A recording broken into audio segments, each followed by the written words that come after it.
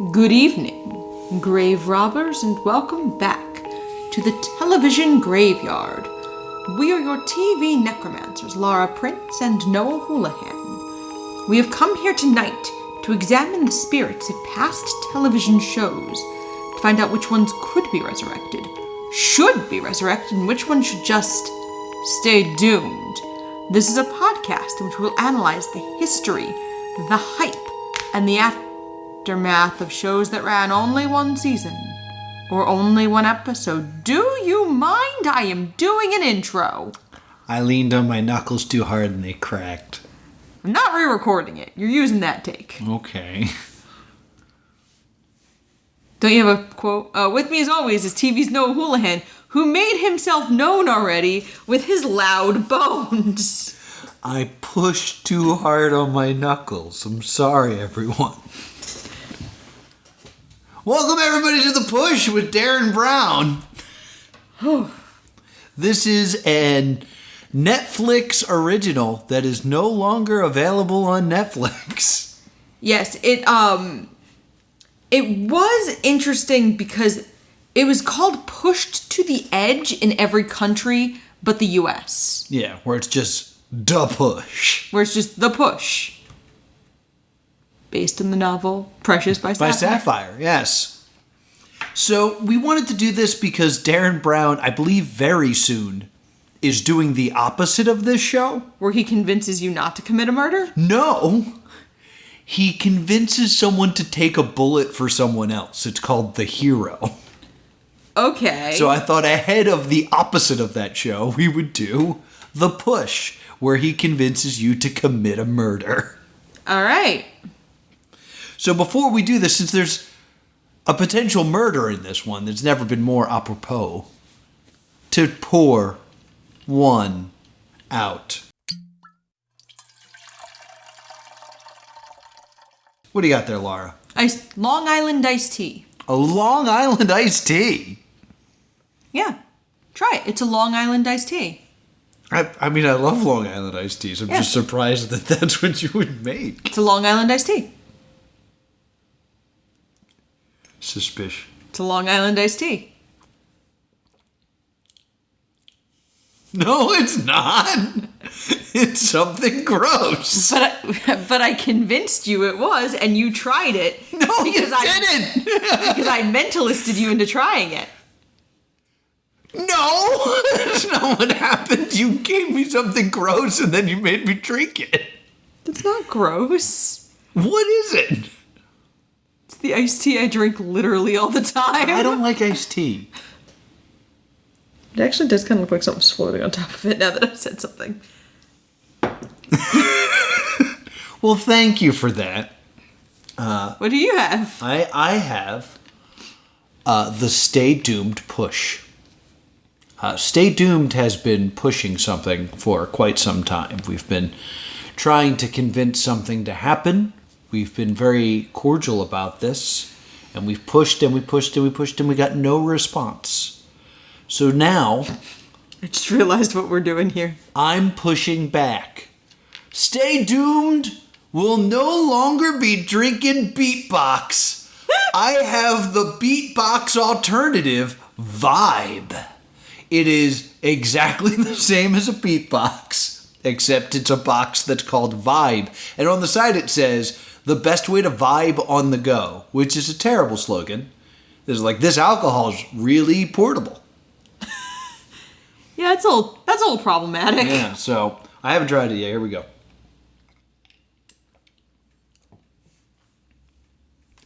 It's really good. It's really, really good. It's the fruit punch flavor, right? It's a strawberry limeade. It's better than Beatbox. It's really good, and it's 12%. I mean, rip you. Yeah, rip me. So, Beatbox, you missed your opportunity. Vibe, we would like you to sponsor the Stay Doomed podcast. Sponsor us, you cowards.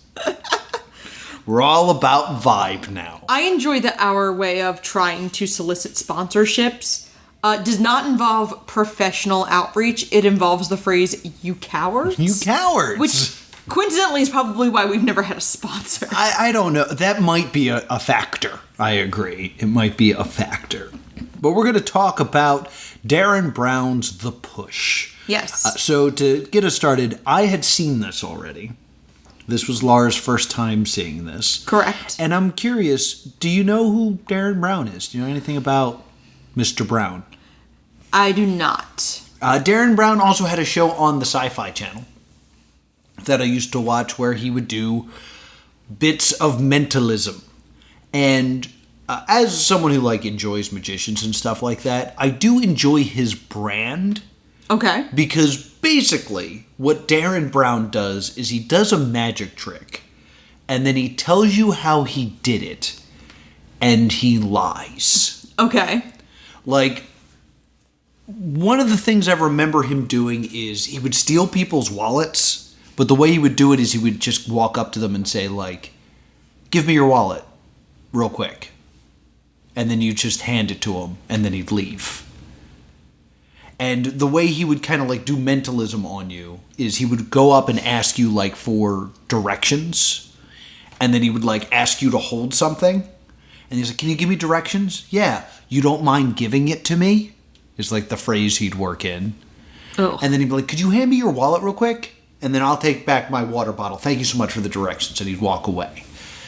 I don't believe that that's actually how that is done. When you could just get an actor to hand you your wallet. Yeah. So that's kind of what he does. Another one I remember him doing is he played a bunch of chess grandmasters. Okay. He played, I think it was 13. It was an odd number of chess grandmasters. And he goes, I'm going to win a majority of these games. And he played them all at the same time. Just went around playing them. And in the end, he won 7. A majority. A majority. And then he revealed the way that he did it was he memorized the boards next to each other. Okay. And he would just play the person he's playing against's same exact moves.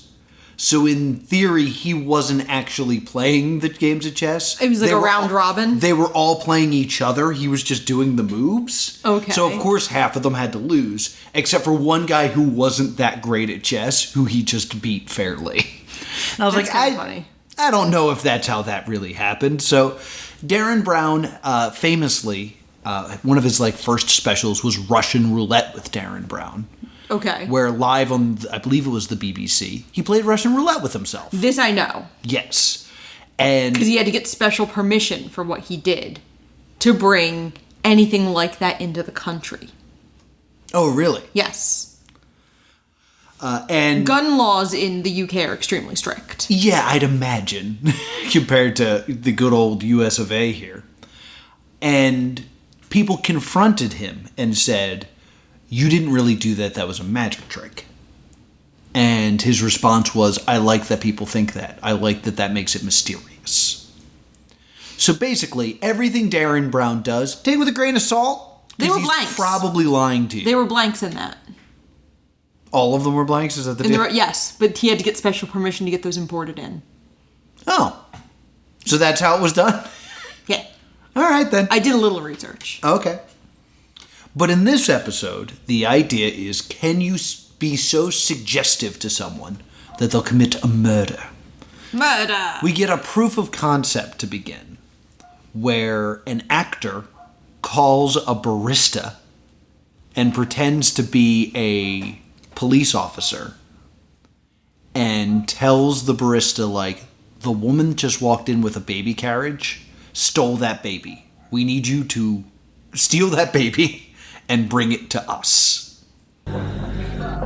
Take the pram, go straight out. We need to get the baby to safety. Just go straight out of the cafe. Keep walking. Head towards the main street. And keep walking. And he does. Everyone besides the barista is an actor. The baby is fake. The woman who walked in is an actress. I was about to say, I didn't believe any of this. That was my first, do you believe this? And your answer is no? No, this was so clearly fake. Because someone would say something if a man took a baby from a woman, someone would have followed him out of the store and been like, Bro, you stealing that baby?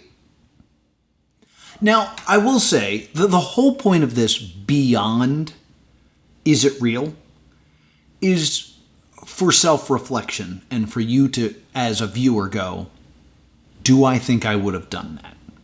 So I ask you, would you have bought this in your days when you were working retail to, like, help this police officer that called you? No. No? No, because when I was working retail, I'm like, no, officer, I'm a 19-year-old girl working in a shopping mall. At the very least, you could scare up a mall cop. Yeah. Why? This is not the number to call. Sir, this is the juniors department. Do you want me to connect you with a manager? Because this is I'm getting $7.25 an hour. Yeah. No to this. I'm seasonal. Yeah, that's probably literally what I would have said. Because I've told you a lot of stories from my retail days that end with, dude, I'm seasonal. I don't care. I would also not do this, and I base this on two things that happened in my life, where I was working at Eckert, which was a drugstore before Rite Aid bought them, and we got robbed. And it wasn't like they took the cash register. They just grabbed like a bunch of NyQuil and then ran out of the store. And I remember these like two teenage girls looked at me because I was in the photo department. And they were like, are you going to do anything? And I was like, yeah. And I ran outside and I took a picture of them with my phone and I ran back inside. Because I'm not confronting a criminal. Yeah, I never understood. I will also say, when I was in the DARE program, we had to do this, like, don't talk to strangers exercise. And each group had to, like, pretend like they were hanging out at the mall. And then this person would come up and, like, offer drugs. And you had to be like, no, I don't smoke weed. The only thing I smoke is sausages. Something like that. Oh. Or you give them the cold shoulder. So, I was the last group to go. And in my scene, this girl comes up, the same actress that had been, pressuring for drugs. And all she says is like, do you know where this store is? And I kind of was like, everyone else was like on their guard. And I was just kind of like, yeah, it's pretty far away. It's just on the other side of the mall. She went, thank you. She walked away.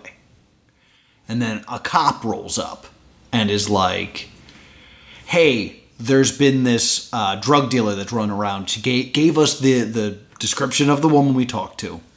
Have you seen her? And I was like, we saw someone like that. She went that way. She's like, well, come with me. We need get a statement. And everyone in my group starts following this cop. And I go, can I see your badge? And I was the only one to do it. And then, like, soon as I said that, everyone kind of snapped out of it. And he was like, oh, yeah, sure. And he, like, flashed it real quick and then put it back in his pocket. And I went, you're not a cop. And the DARE officer was like, most people fall for this one. You guys are a rarity. And I was like, yay! Yeah, like, it was hard enough when I worked in retail to get me to do my actual job. Like, I was very much that, like, stereotypical, like, finding new and exciting ways to be texting people. You ever hide your phone in a clothing rack? Ooh, solid. I was like Blair Witch, like, leaning on a clothing rack. Like, you know, like the scene... You know the Blair Witch texting scene? No, but you know when, like, they're hiding in the corner and the guy's head is against the wall? No. Oh, you're that person in the scene. Yeah, like, picture that, but it's a teenage girl hiding her phone. Is that what you think he's doing in the film? No, it's 1999. Texting with a... You would have seen the cell phone from space in 1999. In Blair Witch's house. You up? There's no reception in that basement. So I'm going to let you guys know throughout this, it's going to be a lot of discussion of, you think you would have done this? And the answer is pretty much always going to be, I don't think so. No, like, I'm not very... I've never considered myself rebellious. I have to see the point. Mm-hmm. And I wouldn't have seen the point. I would have been like, no, like, the guy stealing that baby, like, this lady who's kidnapped this baby, she might be armed. Yeah. Like, if you know she stole this baby, where are you? Yeah. Police? I promise I will take a real long time to make her coffee. Yeah. I'll keep her here. I'll spill 3 of them. Yeah. I'll spill one on her if you want. So you can. I'll get it wrong. I'll get it wrong. I'll spill it. I'll spill it on her if you like, Yeah. so that you can see the giant coffee stain. Yeah. So I'll make it extra hot and spill it on her if she's a kidnapper.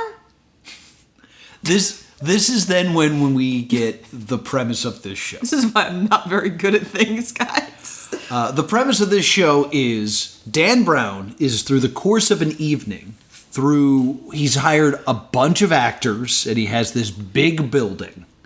And throughout the events that will take place tonight, a normal person, the only non-actor involved in this entire building, will be convinced to commit a murder. Yeah. So it's the Joe Smo show, except someone's gonna not really die. Yeah. So, my note about the getting the baby to safety is, so this guy's a dumbass. Yes, indeed. So we get a little bit of the background to how this whole thing is going to work. Yes. And the name of the children's charity for which the cover event is called Push. It stands for something, I never got it. Now, the charity is called the Project for Urban Social Happiness, or, as we like to call it, Push. And they're kind of implying that the fact that the word push will be all over the place. And their tagline is, convince them. Whatever it takes. Yeah, whatever it takes. Whatever it takes. So they have this big fake charity. They roped in David Tennant and Stephen Fry. And Martin Freeman. To all say, like, Push is a great charity. I'm so glad that... I'm happy to support them. Whatever it takes. Whatever it takes. And Darren Brown says, just so you know, we have not conned any celebrities. They know that this is a fake charity. Which means someone walked up to David Tennant and was like, hey, Doctor Who, can you film something for me quickly? We are making a fake charity that will eventually convince someone to commit a murder. You win? And David Tennant went, yeah! Yeah. Insanity. They also talk about, like, everyone has an earpiece. That Darren Brown will be kind of masterminding the whole thing through earpieces and coaching everyone but the Mark. Yeah. I will say, if this is legitimate, this whole experiment, it's impressive that they're pulling this off. There's 50 cameras hidden throughout the venue and 70 actors. Because everyone at the gala, from attendees to servers, is an actor. Mm-hmm. I actually caught myself looking really closely at the catering staff. Because we have friends who are actors in the UK. And I'm like, Michael? You there? Michael, are you in here? I did not see Michael. No. Well, this was 2018. Yeah. I mean, that lines up. Yeah, I guess it does. So, in any case, we meet our Mark, which is his name Mark? No, his name is Chris. Chris. I wrote him down as Mark. He's a tech geek and a nice person. Yes. And the manipulation's already starting in that they are having a black tie event and... they don't tell him. They don't tell him, so Chris is there just in a big purple shirt. So you might have noticed Chris isn't wearing full evening wear like everybody else. Now, we intentionally didn't let him know that this was a black tie event. So in his casual shirt, he'll be feeling at a lower status level than everybody else. Yeah, he's in, like, barely business casual. Yeah. And this is so that mentally he'll feel out of place and subservient. And the idea is they start by having him do little things that will build to bigger things later. So the first one that they hit him with is, while he's talking to the guy running the event, the event planner comes in. The event planner comes in. Well, first thing that happens is they take his phone. Oh yeah, they do take his phone away, which made me laugh because that's a big +2 comedy joke. Whenever we travel with somebody who's never traveled with us is, hey, give me your phone. Now we're going to leave you in the woods. So the idea that he's willing to part with his phone makes him a dumb person. You never tried that when I started traveling with you because I think you valued being alive. Mm-hmm. And also, usually when I traveled with you, I was the reason we made it there. For the record, +2 comedy did not leave anyone alone in the woods without their phone. But you did nearly die on multiple occasions, and you yourself lost your phone on at least one. This is not the purpose of this. You jumped in a pool with your phone in your pocket. This is not the purpose of this part of the podcast. Let's get back on topic. You jumped in a pool with your phone in your pocket as a grown man. So the catering manager bursts in, and the meat canapes have arrived, but not the vegetarian ones. They look like samosas, kind of. They look maybe like pigs in a blanket. I thought they were pigs in a blanket. That was my interpretation of what they were. Yeah, they look like pigs in a blanket, sorry. At first I thought they were like a dumpling, so I have a note here of like samosa, dumpling, because the version we watched was not the highest quality. No, it certainly wasn't. So the person running the event is like, hey, Chris, let's just throw some of these vegetarian flags on the meat ones. And Chris is like, yeah, whatever. Screw vegetarians, am I right? And I look at you and went, I literally wouldn't have done this. This first thing that they're trying to say is like the gateway, I would not have done. I don't think I would have done it either. Just like, you and I both have like dietary quirks. Yes. So we know the repercussions of eating something that you're not, that's not what it's supposed to be. So we wouldn't do this to someone. And beyond dietary quirks, it's funny because it actually sort of, my first thought dovetails into what actually they're trying to push toward. And my fear would have been, what if someone's allergic? Yeah. And then I caused them to get hurt or die. Yeah, I could have killed somebody. Literally, that was what I thought. Like, I do not mess with... If someone is allergic to peanuts, I wouldn't feel comfortable cooking for them. Yeah. Because there's no way things in my house... Gluten, we have a friend who is very, very seriously celiac. Yeah. I literally will only buy her packaged food if she comes over. Yes, yes. Because I love bread, and I just assume everything in my kitchen has been thoroughly marinated in gluten, no matter how much I clean it. So my first thought would have been cross-contamination and hurting someone, and I wouldn't want to hurt anybody. Yeah, I definitely don't think I would do this. And I think the show knew that because we get into, like, casting. Like, we take a break from the plot to be like, how did we find the perfect mark here? And I think this is to build credibility in the show, because I think a lot of people have the experience we have, and then they watch this part and they're like, oh, they got the most subservient person they could find. A lot of the reviews I read for it actually said it made everything come off as dumber. Because it's like, well, yeah, of course, if you find the biggest, like... If you find the most suggestible sheep person you can, you'll be able to convince them to do nearly anything. So the experiment they do is they first get 4 actors, and they tell the actors, we're going to ring a bell. When we ring the bell, you sit. When we ring it again, you stand while you're filling out the paperwork. Yeah. These 4 are paid actors who are in on it. And then they send a 5th person in who's a mark. Yeah. And so they have like, okay, and then they ring the bell, and the first couple times the guy kind of looks confused, and then he starts to do it. Yes. My favorite is there is a woman named Amy who auditions, And she just doesn't. Yeah. But side-eyes the crap out of everybody. Yeah, I'm just going to stay seated. She was like, I'm going to sit. And other people just immediately, like, adopt. Oh, I guess we hear the bell, we stand. Oh, the bell went off again, we sit down. Amy is dismissed pretty quickly. Yeah, they're like, all right, Amy's not listening. But it gets to the point where they remove the actors and just the potential marks are there. And they're standing up and sitting down on the bell just because the people around them have been doing it. Which is interesting and a thing that I can believe would happen. This is a thing I think I would fall for. Just because, like, a common thing I will end up saying was, like, everyone else was yelling, so I wanted to yell. So, like, I enjoy being a part of a thing. So even if I don't understand it, I'd probably be like, Belle, I'll stand with you guys. What are we doing? I also think I would have said that, though. Not a soul is like, why are we doing this? I think I immediately would have been like, why are we standing up on the bell, guys? Anyone?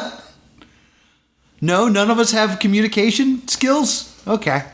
I would have looked up and been like, are they coming to get us? No? Like, I would have been very much like Amy, where I'm like, but chair. Yeah, but I'm sitting. I could also see you being kind of the person that would be so focused on the task of filling out the forms, you wouldn't have noticed them doing stuff. Actually, you know what? How often do you see me actually sitting still? You think you would have been walking around the room? Yes. They do specifically say, this is your spot, stay here, which I think is part of it. Do we realistically think I would have remembered to stay there or been like, what's over here? I'm bored. Well, you would have been kicked out then. I would have been there. I would never have made it this far. And it's not because I'm oppositional or strong-willed. I'm just genuinely, if I don't see the point, I'm just kind of like, no. Yeah. So we then get some more like setup where we meet a character named Bernie. Bernie is basically the person donating all this stuff to an auction that will raise money for this charity. Yes. They go up to a rooftop and meet some, like, fun people there. They all get along swimmingly. It's the board. It's the board of the charity who he Yes. meets. And Bernie sits on the edge of the building and smokes a cigarette. Yeah. And they're like, come on, Bernie, don't do that. Get down. It's dangerous, you silly old man, you. It's all kind of, like, playful right now, and everything's kind of, like, hunky-dory. Then Chris gets to sit in on the speech that Bernie is going to give. Like, he's rehearsing it. Mm-hmm. And he ends with a joke, which is... the joke is... Then I'm going to finish with a joke. What is big and bouncy and disappoints a lot of children? I don't know, Benny. No, don't. I haven't fit. What is big and bouncy and disappoints a lot of children? It's my check if it bounces. That is the joke, and he's laughing. It's not a good joke. It's not a good joke, but Chris laughs, which I think is also supposed to be part of the, like, look how subservient he is. He laughed at this terrible joke. We kind of also see this weird little, like, moment where the guy who's going to guide Chris through the experiment, Tom, we see, like, they've gone out to lunch before. So you see the background of how they set Chris up to trust Tom. Yeah. We should really point out, like, there's kind of multiple storylines, or, like, we jump around in time a lot. Like, the main story is what's going on in this building at this charity event. But, like, we jump back to behind the scenes, like, constantly. Yeah. So then Bernie is looking through the auction guide and he's insulted by how little the starting bids are for all of these items. Right. And he's going to have a little talk with Tom because they're not going to make enough money if they start things at $2,000 when they should be $20,000.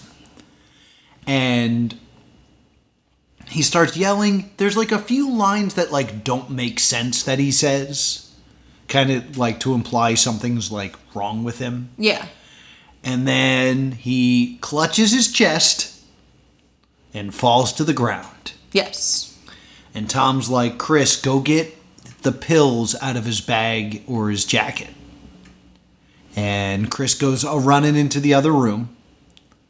Can't find them, so he just grabs the bag and the coat. And when he comes back, Tom's like, so Bernie's dead. Yep. And Chris is like, are you going to try to do CPR? And Tom's like, nah, dog, he's dead. He's dead. Which, that's when you do CPR. Yeah. I'm guessing during this rehearsal process, They screened out anyone who knew screened CPR. anyone that knew that. Because I think, they must have. Because, as we'll see later, if anyone knows CPR, this whole thing falls apart. Yeah, immediately. So... And, you've taken CPR classes. I'm certified, yes. I'm certified as well. I used to be a lifeguard. And when I learned CPR, my thought was kind of oh, it's basically just what you see on TV. Sure that there's a certain spot you have to hit and stuff like that. But I remember learning, being I'm doing the thing I saw on television. I feel like the average person who doesn't know CPR could give it a whirl. Now, I will say the average person will not do it hard enough. That's true. Because it was really important to me. I was certified about 6 months ago.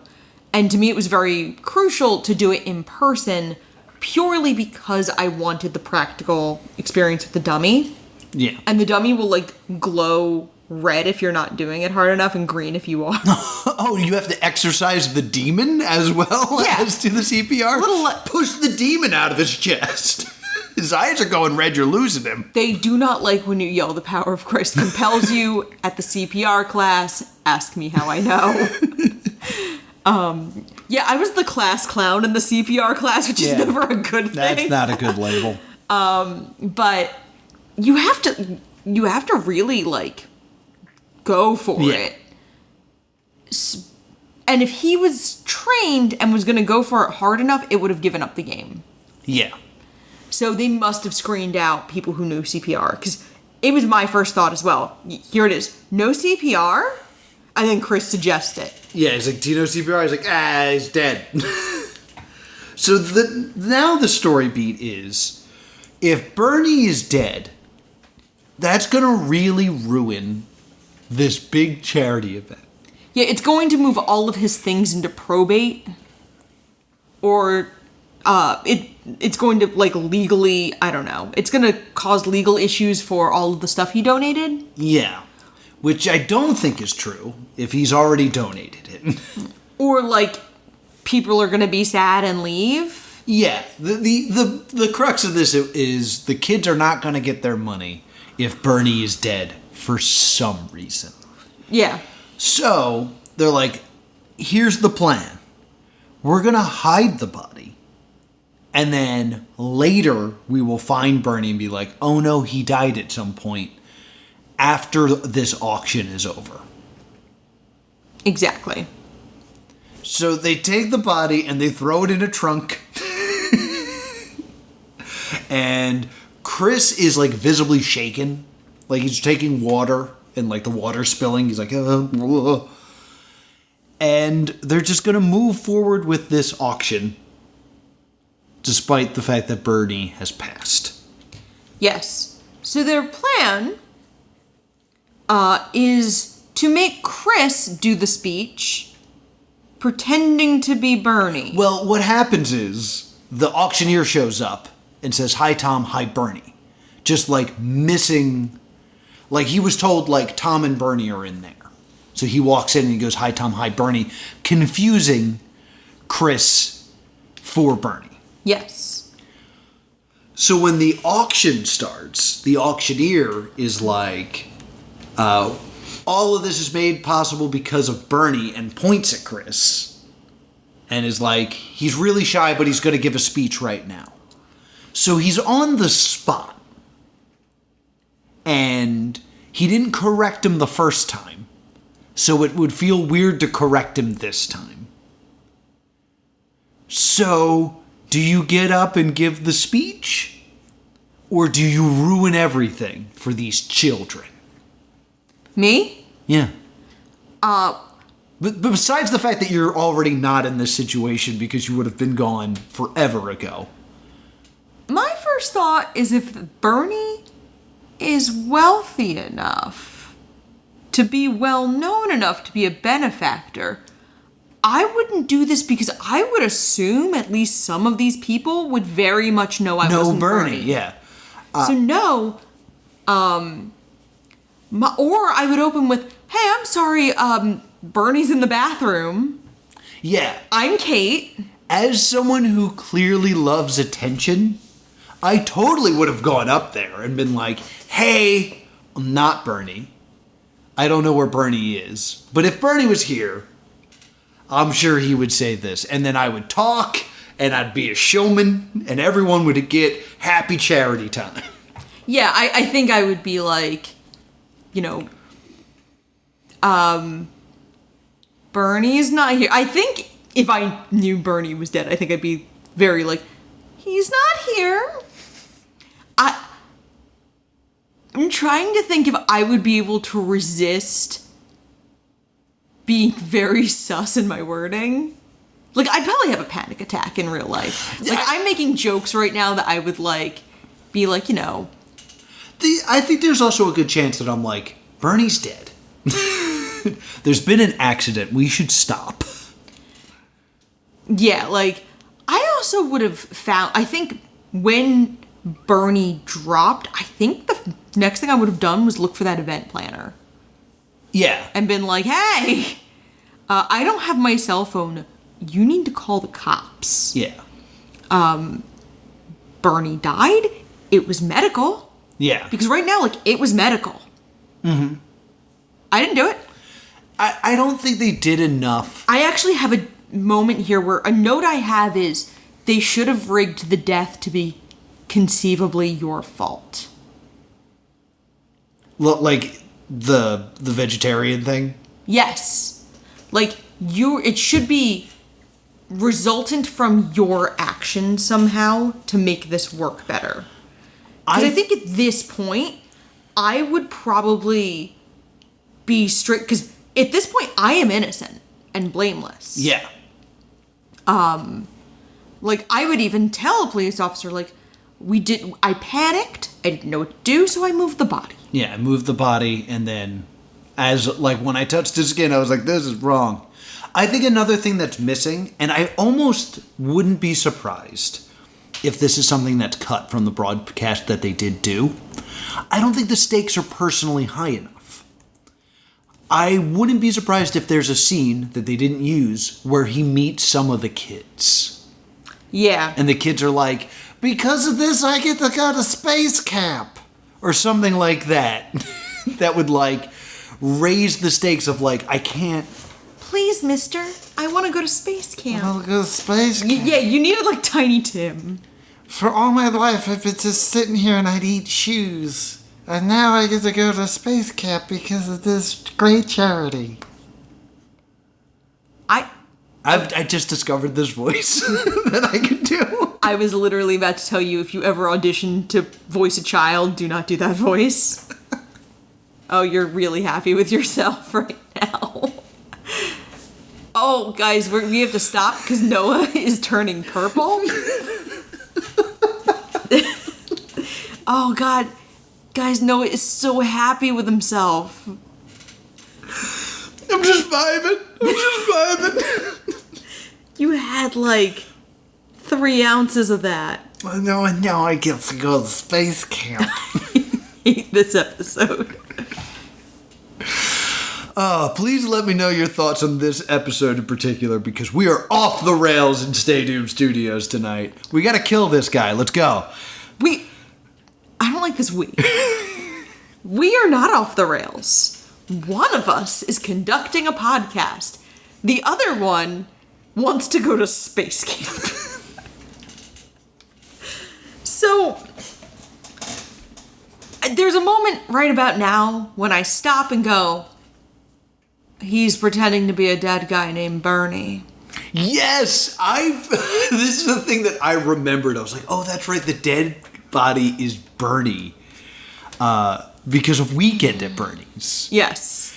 And, like, there's something about it where, like, in the pitch meeting for this show, it's like, we're going to convince someone to commit a murder. We're also going to sneak in cheeky puns and references.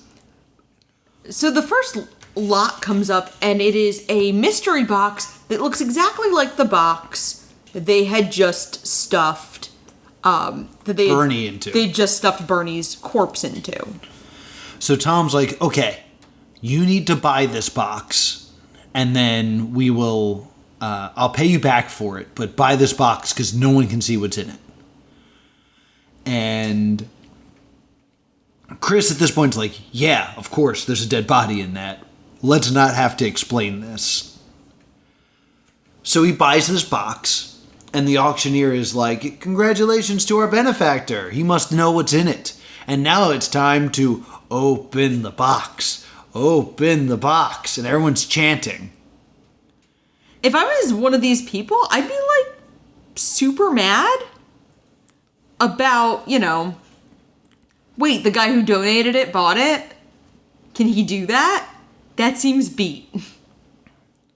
I mean, everyone there is a mark, so, like, everyone there is an actor except for Chris. Yeah, that's true. But I guess I could justify it as, like, if you want the mystery box, you got to pay for it.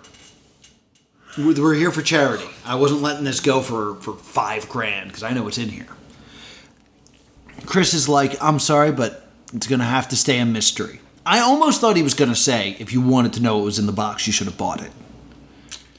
And he locks it. But that's too sassy for Chris. He locks it, and Darren Brown's like, this is a concern. This is his first time being rebellious. He didn't do the prompt and open the box. I was like, yeah, because he thought if he did, he'd reveal the body he moved. Yeah. Like, that's almost better. If he opens the box, he's an idiot. And Tom's going to be like, why'd you open the box? You knew the dead body was in it. He was like, well, people said to. I do love that idea. Somebody said I should. So they then have to, like, rewrite in this kind of explanation where they're like, oh, it must have been another box because we found Bernie's box over here, which is what the reveal was supposed to be. But he hasn't seen it, so now they have to explain it to him. So then they run back to the other room, find out that it was a different box, and then Tom and Chris put Bernie's body in a wheelchair with sunglasses, in case you hadn't gotten the joke yet. Yeah. And they pass him off as drunk. In a scene ripped out of Clue. Yeah. This man is drunk. Dead drunk. Dead drunk. Dead right. For extra, like, fun, when they wheel him out, his cell phone goes off. So everyone, like, turns and looks at him, and they, like, quickly turn it off. And an auction is going on during this time. And while the auction's going off, the cell phone goes off, and they have to lift his arm to turn it off. And the auctioneer goes, 9,000 to the man in the wheelchair. Which is just like an extra joke that, like, it kind of shows a little panache. Yeah. And I respect that. They wheel the body out to the lobby, and the plan was going to be they were going to put him in his car. And then we would find him in his car later, be like, oh, he died in his car. Which kind of makes sense as a plan.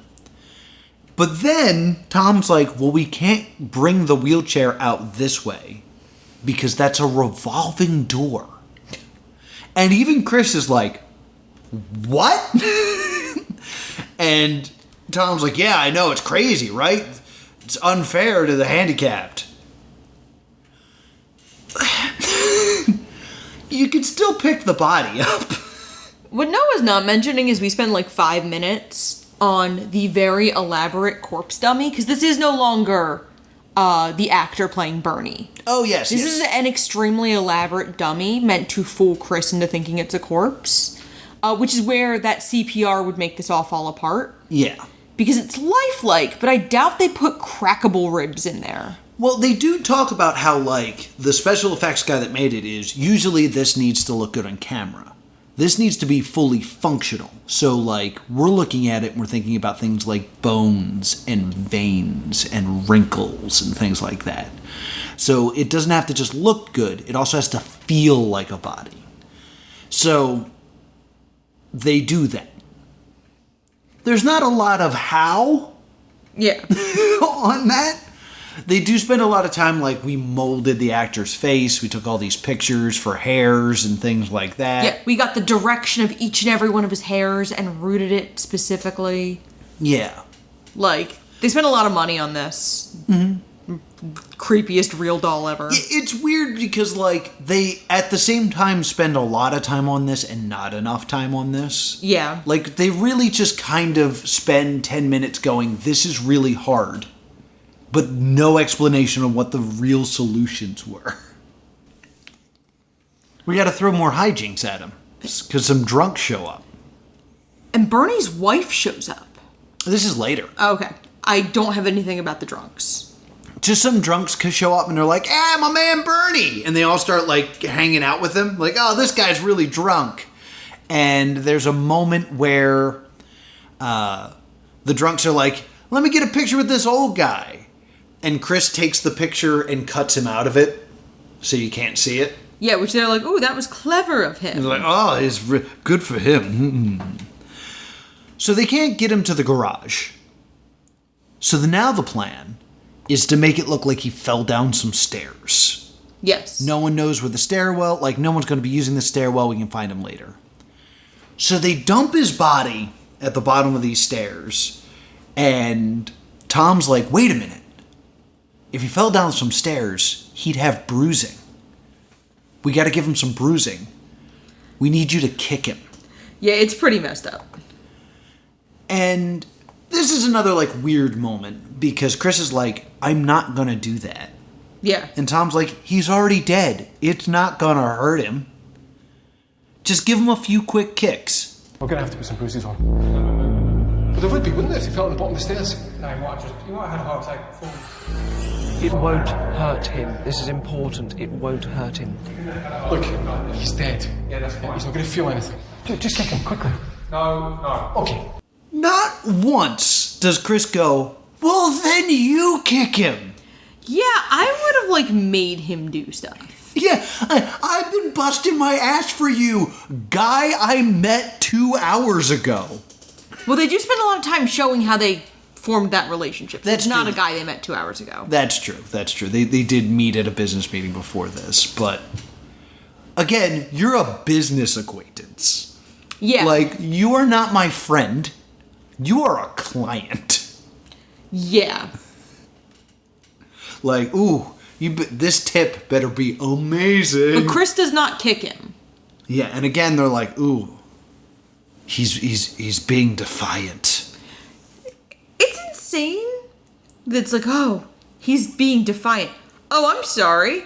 There's a little bit of a difference between, giving a speech and kicking a corpse. Yeah. And also, not for nothing, they would be able to tell the bruising happened after death. Absolutely. Especially because by this point, it's been like, it's been a few minutes. And, like, the idea is he fell down the steps and this is where he's dead. They're going to know he had a heart attack. What's to say he didn't just have the heart attack at the bottom of the stairs? Yeah. So this part, I think, is a bit dumb.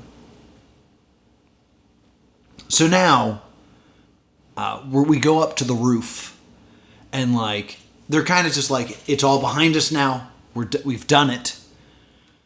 We just got to ride out the rest of the night. And this is where they meet Bernie's wife. Yes. Bernie's wife has a bombshell for them.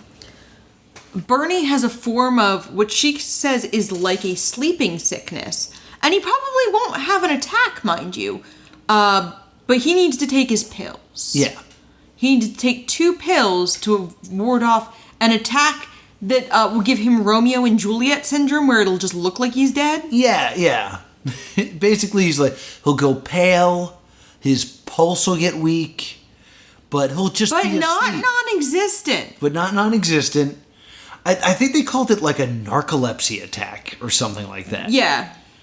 And or narcoleptic fit, I think, is the word they used. And Tom very suspiciously goes, but to clarify, not dead. And his wife's like, no, of course not. Instead of, what do you mean? Did he have one? I know they're all actors, but still. So they give him the pills. They're like, all right, we'll give this to Bernie right now. So basically they're like, oh crap, Bernie's alive. We need help now. So they enlist like the people who were on the roof from the beginning. And Tom's like, Chris, tell them everything. We're going to need their help. And you can tell Chris doesn't want to do that. Yeah. And honestly, I wouldn't want to do that because anytime doing that is time wasted. Yeah. But he's basically like, so we thought Bernie was dead. We threw him in a trunk. I gave a speech. We wheeled him out in a wheelchair. We dumped him at the bottom of the steps. We got to go give him pills. Yeah, like, my thought would be at this point, like, why are you making me do everything? Is it because you want to make me legally responsible for everything? Yeah. But he's subservient because he's in a purple shirt. So they end up opening the door, and Bernie's not in the stairwell. Bernie's gone. Bernie's on the roof. And you just hear Bernie cursing, like, all the way up the steps. They're like, uh-oh, Bernie Is mad. They run up to the roof, and Bernie had a recorder on him that they did set up earlier in the episode. So he has a recording of Tom going, kick him in the ribs, it won't hurt him, he's dead. And he's like, I'm going to sue all of you. You're all getting sued. But first First thing out of my mouth would have been, well, I didn't kick you. Don't sue me. yeah, I would have immediately been like, yeah, Bernie, you tell Tom. You tell Tom what a terrible person he is. I was about to say, Bernie, do you have it on your recording where I say, I'm not gonna do that, and then I don't do that? Honestly, if I somehow made it to this point in the situation, I would be laughing hysterically. I'd be so relieved he was alive. I'd be hugging Bernie, but we're going to tell this story forever.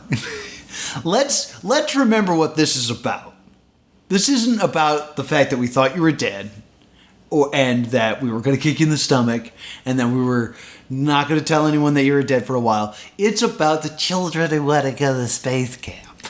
You literally just did that whole thing so you could do that voice. You can't prove that. I did. Wow, I had to work real hard for that, didn't I? Oh, you're going to be so mad at yourself when you're editing this I can't tomorrow. wait to edit this one. This is great.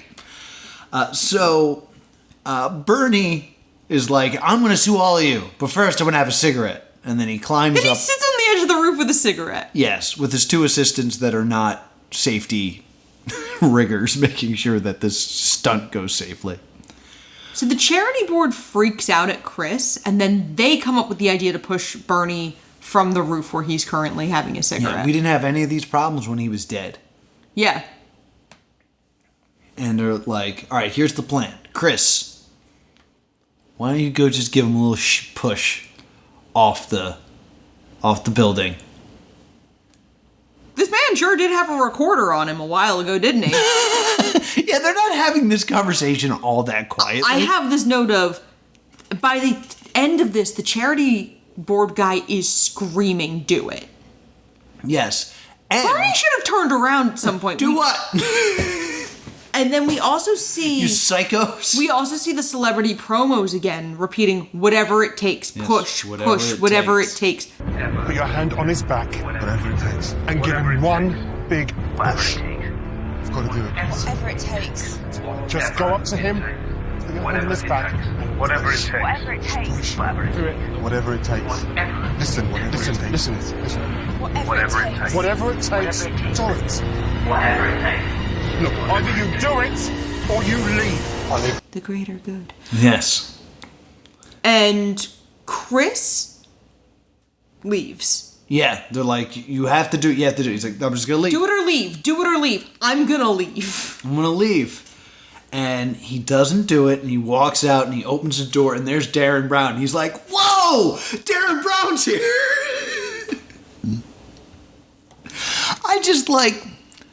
I was trying to figure out what the American equivalent to this would be. Be Chris Angel. No, Chris Angel is a magician. This is almost a hidden camera prank show. This would be like you open that door and Howie Mandel was there. And Logan he'd be Paul. like, Logan Paul, yeah. Bro, you almost killed someone, bro. I totally made you almost kill a guy. Bro, do you want some Prime? I was afraid to drink a Prime. We don't drink Prime, we drink Vibe. We drink Vibe, who should sponsor us. I feel like this podcast might not be the best way to entice Vibe. Vibe, do it despite beatbox. Yeah, cowards. So, the beatbox people are the cowards. Vibe, you're cool.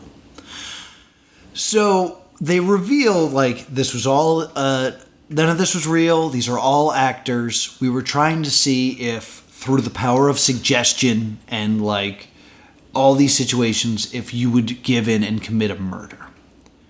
And you didn't! You didn't, which is great. However, the 3 other times we ran this experiment, they totally did. And then a clip show of 3 other episodes we didn't see happens, where we see them go through all the beats of, doing the vegetarian rolls, kicking the body, doing the Weekends at Bernie's bit, and then 3 separate people push a man to his death. And, because over 2 days, they ran it 4 times. So 2 of them were at night, and 2 of them are in broad daylight. Yeah, and also, because it's... the people would have... I wondered how this worked with Hannah and Laura. Because Bernie is male. And older. And Laura and Hannah look to be in their late 20s to early 30s. I mean, Bernice is a female name. Bernadette, maybe. Bernadette. But usually, again, this wealthy benefactor, I wouldn't think they wouldn't kind of know what he looked like. Or at least... I could understand that the auctioneer wouldn't. Because he's not part of this, socialite world. Darren comforts the murderers because he's like, most people do it. Yeah. Most people do it, don't worry. Granted, he can't really say that to the first person. It's 100% of the people we've done this to has killed them. How many times have you done it? Once. But it makes sense why we spent time with Chris, since he was the only one who ultimately chose not to do it. He probably was the only one who even remotely went off track. Yeah. All of the people signed waivers before and after. They signed waivers during the audition process, and then they did ultimately sign waivers after the event. That said what?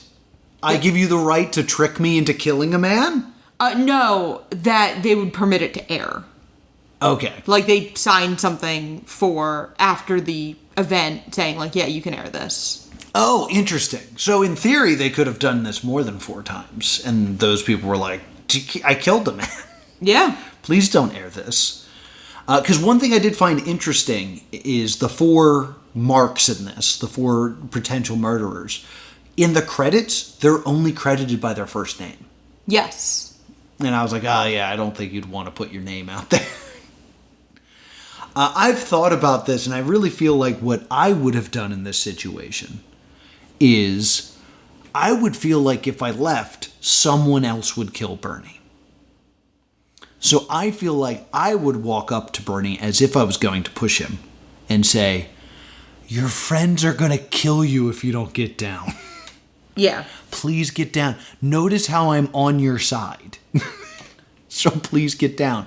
But I also feel to do that, I'd put my hand on his back, and the actor would probably have been trained to be like, as soon as you feel a touch on your back, jump off the building. And then I'd have to turn around and go, I didn't push him. I swear to you. You would be in you'd be in a sitcom. I did. I was trying to warn him about you people. And they'd be like, yeah, sure, Noah. I'm sure you didn't actually murder that man that we all watched you push on television. So, in the end, what did we learn? I think we were meant to learn that people are suggestible and that free will is corruptible. But what I felt like I learned was, man,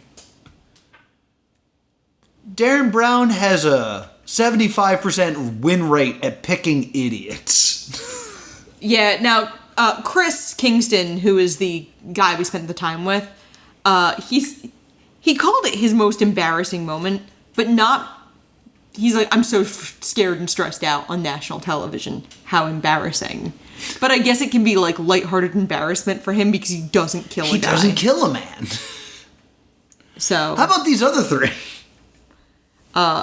We don't know much about them.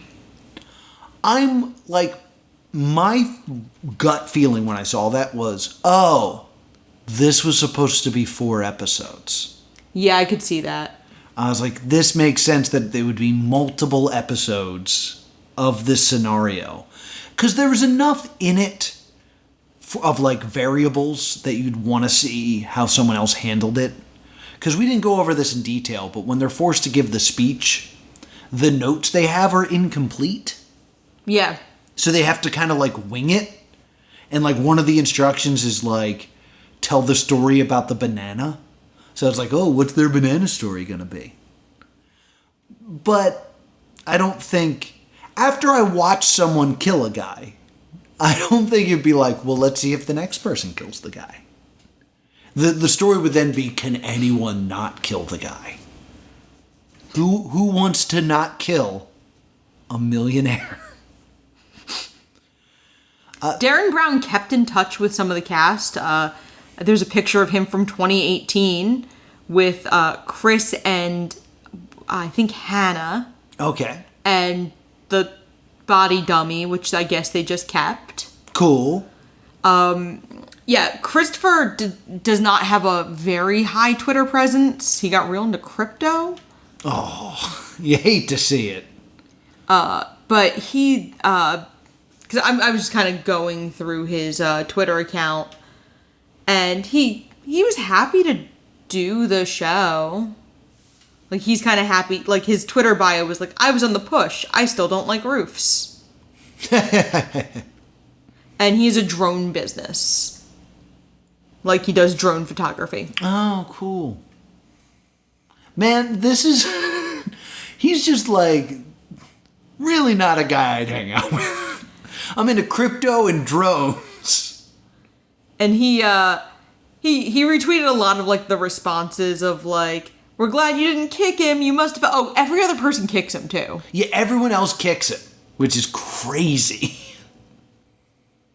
So, I think that's one of the reasons that we only really see Christopher. His Twitter presence is so intermittent. He has less than 300 tweets going back to, like, 2013. Oh, goodness. So, yeah, that's the show. I don't know if there's anything that we missed that we wanted to touch on here, but do you have any fun research? One of Darren Brown's most recent tweets is a youth fundraiser. I'm sorry, bro. I would not trust your youth fundraiser. I will PayPal the money. I will not be. And check out my fundraiser. It's called Shoot a Guy. And he's currently working on a West End show called Unbelievable Magic Reimagined. I mean, I will say Darren Brown's really good at the magic. Like, I saw him on the Late Late Show with the British guy, which is James Corden. James Corden, who is a big fan of Darren Brown. Yeah, he gets James Corden to eat glass, which is like a cool moment because he just starts getting him to eat glass. Like, he's entertaining, but everything's like grain of salt if you're actually doing this, it's kind of interesting. But chances are you're not, because you're a magician. And it's difficult to enjoy that type of magic. Yeah. Because, like, I'm a Penn and Teller guy. And Penn and Teller come out and they're like, we're going to lie to you. I'm going to say something is something, and it's not. It's going to be something else.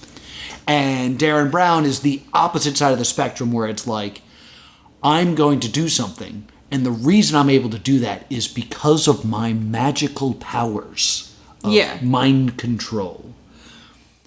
Penn and Teller are like, we don't have magic powers. Yeah, we're doing an illusion. We're just going to mess with you for funsies.